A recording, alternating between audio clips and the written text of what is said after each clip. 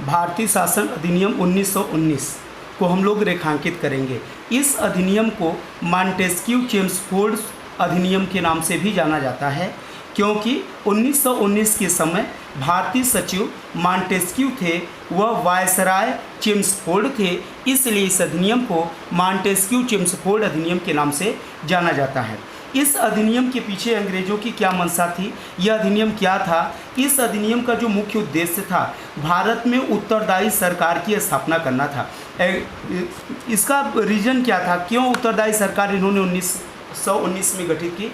इसके पीछे main reason ये था कि प्रथम जो विश्व युद्ध था 1914 से 18, उस विश्व युद्ध में अंग्रेज़ों की स्थिति जब खराब होने लगती है तो वे भारतीय नेताओं से भारतीय सेना की मांग करते हैं और ये कहते हैं कि अगर भारतीय मेरा सहयोग करेगा तो उसके बदले मैं भारत की स्वतंत्रता दूंगा। इसके कारण, इस बात के कारण हमारे नेताओं ने भारतीयों को ज़्यादा से ज़्यादा ब्रिटिश सेना में भर्ती करना आरंभ किया।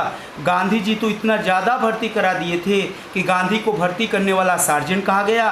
बाद में प्रथम विश्व युद्ध में जब अंग्रेज विजय प्राप्त कर लेता है तो उसके बाद अपनी बातों से मुकर जाता है और कहता है कि भारतीय अभी शासन चलाने में अनकैपेबल हैं। इसी के कारण जो प्रथम विश्व युद्ध में बने भारतीय जो सिपाही थे वे इसका विरोध करते हैं। इस विरोध को हम रौलेट एक्ट, चूँकि ज़्यादातर सिपाही पंजाब के थे इसलिए पंजाब के सिपाहियों ने सबसे अधिक विरोध किया, जिसको हम रौलेट एक्ट के रूप में देखते हैं। इसी एक्ट के प्रावधान के द्वारा ही, इसी एक्ट के कारण ही अंग्रेज़ों ने पुनः भारतीयों को आकर्षित करने के लिए 1919 का एक उत्तरदायी सरकार गठन करने के उद्देश्य से यह एक्ट पारित किया, जिससे कि भारतीयों को उन्होंने पहली बार शासन व्यवस्था में स्थान देने की बात की है। अब हम इसके प्रावधान देखेंगे। अब हमें ये क्लियर हो गया कि मॉन्टेस्क्यू चेम्सफोर्ड है क्या और क्यों लाया गया था। हम इसका प्रावधान देंगे कि इसमें क्या क्या किया गया। इसमें सबसे पहले प्रत्यक्ष निर्वाचन पद्धति को आरंभ किया गया, यानी डायरेक्ट इलेक्शन। अभी तक हमारे यहाँ डायरेक्ट इलेक्शन नहीं था। इन्होंने पहली बार 1919 मॉन्टेस्क्यू रिफॉर्म में डायरेक्ट इलेक्शन आरंभ किया। डायरेक्ट इलेक्शन क्या होता है? डायरेक्ट इलेक्शन ये होता है कि जब मतदाता स्वतः मत का प्रयोग करके उम्मीदवारों का चयन करते हैं, उसे हम प्रत्यक्ष निर्वाचन कहते हैं। जैसे ग्राम प्रधान का इलेक्शन होता है, जिला पंचायत सदस्य का इलेक्शन होता है, विधानसभा सदस्य का इलेक्शन होता है, लोकसभा सदस्य का इलेक्शन होता है। ये सभी में मतदाता आप स्वतः मत का प्रयोग करके अपने उम्मीदवारों का चयन करते हैं, तो ये सब डायरेक्ट चुनाव के अंदर आते हैं। दूसरी तरफ इनडायरेक्ट इलेक्शन। इनडायरेक्ट इलेक्शन क्या होता है? इनडायरेक्ट इलेक्शन में मतदाता उम्मीदवार का चयन नहीं करता, बल्कि मतदाता द्वारा चयनित उम्मीदवारों के वोट से नए उम्मीदवार का चयन होता है। यानी हम जिसको वोट देते हैं वो वोट देकर जिसका चयन करता है उसी को हम अप्रत्यक्ष चुनाव के अंदर रखते हैं। जैसे कौन है ऐसा? जैसे विधान परिषद का चुनाव। विधान परिषद है, राज्यसभा के चुनाव में हम लोग जानते हैं कि विधानसभा के सदस्य वोट देते हैं और विधानसभा सदस्य को हम लोग चुनाव में वोट देते हैं। राष्ट्रपति का चुनाव इसी में आता है, उपराष्ट्रपति का चुनाव आता है। ये सभी चुनाव में, राष्ट्रपति के चुनाव में कौन वोट देता है? कौन कौन वोट देता है पता है सबको? Number 1 Rajya Sabha, number 2 Lok Sabha, number 3 Bharat के विभिन्न राज्यों के विधानसभा सदस्य वोट देते हैं। ध्यान रखना, विधान परिषद वाले राष्ट्रपति के चुनाव में वोट नहीं देते। ये भी बहुत बार क्वेश्चन आ चुका है, ठीक है। यहाँ डायरेक्ट। अच्छा, उपराष्ट्रपति में कौन वोट देता है? उपराष्ट्रपति में के चुनाव में लोकसभा और राज्यसभा के सदस्य वोट देते हैं, ठीक है। यहाँ तक क्लियर हो गया सबका? अच्छा, नेक्स्ट में हम चलते हैं। दूसरा प्रावधान, इस अधिनियम के द्वारा सांप्रदायिक आधार पर सिख, ईसाई, एंग्लो इंडियन, यूरोपी के लिए पृथक निर्वाचन का अधिकार दिया गया। यानी अभी तक हमने देखा 1909 में 1909 में किसको पृथक निर्वाचन दिया गया था? मुस्लिमों को सांप्रदायिक निर्वाचन का अधिकार दिया गया था। लेकिन ओनली फॉर मुस्लिम थे, लेकिन 1919 में किसमें विस्तार किया गया? सिख, ईसाई, एंग्लो इंडियन, यूरोपी। अच्छा, एंग्लो इंडियन क्या होते हैं?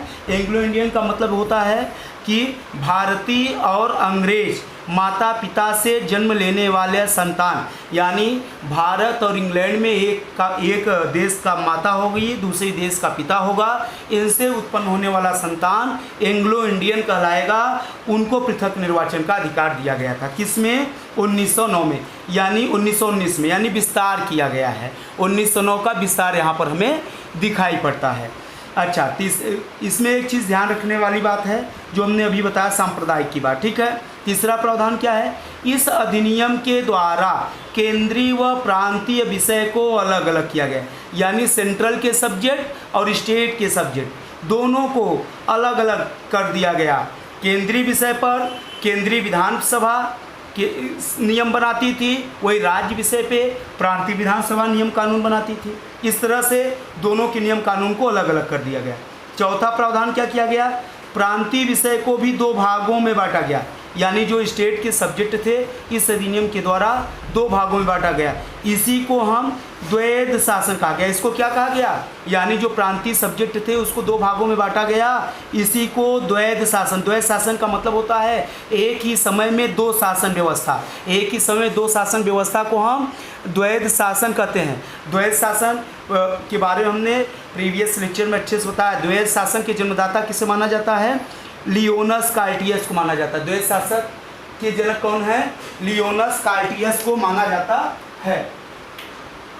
द्वैध शासन के जन्मदाता लियोनस कार्टियस को माना जाता है। अच्छा, द्वैध शासन के बारे में एक चीज़ और हम लोग देखेंगे।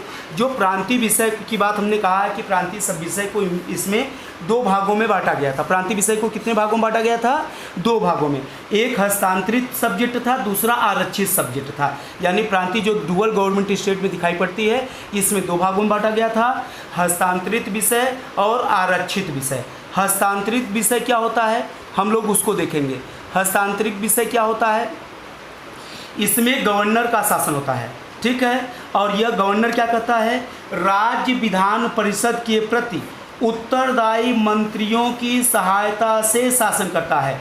यानी जो राज्य विधान परिषद होता है, राज्य विधान परिषद का चुनाव जीतने के बाद जो मंत्री बनते हैं, उन मंत्रियों की सहायता से यह शासन व्यवस्था को संचालित करता था। इसी को हम हस्तांतरित विषय कहते हैं। हस्तांतरित मतलब ट्रांसफ़र कर देता है, ठीक है। जैसे इसके कुछ विषय का नाम लिखे हैं हम लोग, जैसे शिक्षा है, चिकित्सा है, PWD डिपार्टमेंट है, रिलीजन है, इंटरटेनमेंट है, ये सब हस्तांतरित के अंदर आते हैं। दूसरा क्या सब्जेक्ट है? आरक्षित विषय। पहला हस्तांतरित विषय हमने बताया, दूसरा आरक्षित विषय। आरक्षित विषय क्या होता है? आरक्षित विषय को हम लोग देखेंगे। आरक्षित विषय पर गवर्नर अपने कार्यपालिका परिषद की सहायता से शासन करता है। कार्यपालिका क्या होता है? कार्यपालिका का मतलब कार्य करने वाली पालिका है। अगर प्रेजेंट की बात करें तो वर्तमान में जो हमारा सेंट्रल की कार्यपालिका है उसका प्रमुख कौन है? राष्ट्रपति है। कार्यपालिका में पूरे नौकरशाह आ जाते हैं। तो यहाँ पर जो गवर्नर होता था ना, वह कार्यपालिका यानी कार्यपालिका मतलब नौकरशाह की जो कमेटी थी उसकी सहायता से पूरी तरह से शासन को रेगुलेट करता था, ठीक है। इसके निम्न विषय, जैसे इसमें फाइनेंस को रखा गया, रेवेन्यू को रखा गया, अकाल को रखा गया, जुडिशरी न्याय को रखा गया, पुलिस को रखा गया, बंदरगाह को रखा गया। ये सभी जो सब्जेक्ट, इसके बाद और भी सब्जेक्ट हैं जिसको रिजर्व सब्जेक्ट के अंदर रखा गया है। अच्छा, यहाँ पर एक चीज़ हमें ध्यान रखना है कि जो हमारे एग्ज़ाम का क्वेश्चन बार बार पूछता है कि भारतीय विधान पालिका प्रथम बार द्विसदनी बनी थी, यानी पहली बार द्वैध शासन कब दिखाई पड़ता है? तो ध्यान रखना, हमने बताया है कि द्वैध शासन की जब भी बात पूछा जाए, या राज्य द्वैध शासन पूछा जाए या राज्य में द्वैध शासन कब आरंभ हुआ, तो ये आपको बताना है 1919 मॉन्टेस्क्यू चेम्सफोर्ड अधिनियम के द्वारा। यही लगातार सिविल सर्विस PCS 2008 में आया है। उसके अलावा हम देखते हैं कि जितने भी इधर एग्ज़ाम हो रहे हैं, यानी बैंक है, रेलवे है, SSC है, और भी लेखपाल या जो भी एग्ज़ाम हो रहे हैं स्टेट लेवल का या सेंट्रल लेवल का, उसमें अच्छा खासा ये क्वेश्चन ज़रूर ही रहता है। एक स्टेट का आता है, एक सेंट्रल का। सेंट्रल वाले समय हम बताएंगे। अच्छा, नेक्स्ट बात हम करते हैं। इस एक्ट के द्वारा 1926 में केंद्रीय लोक सेवा आयोग का गठन किया गया। किसका गठन किया गया? सेंट्रल पब्लिक सर्विस कमीशन, केंद्रीय लोक सेवा आयोग का गठन 1919 के एक्ट के द्वारा केंद्रीय लोक सेवा आयोग का गठन कब किया गया था? 1926 में। यानी केंद्रीय लोक सेवा आयोग का गठन 1919 के एक्ट के द्वारा 1926 में किया गया। Thank you class. Next lecture में फिर से हम मिलेंगे भारतीय शासन अधिनियम 1935 को।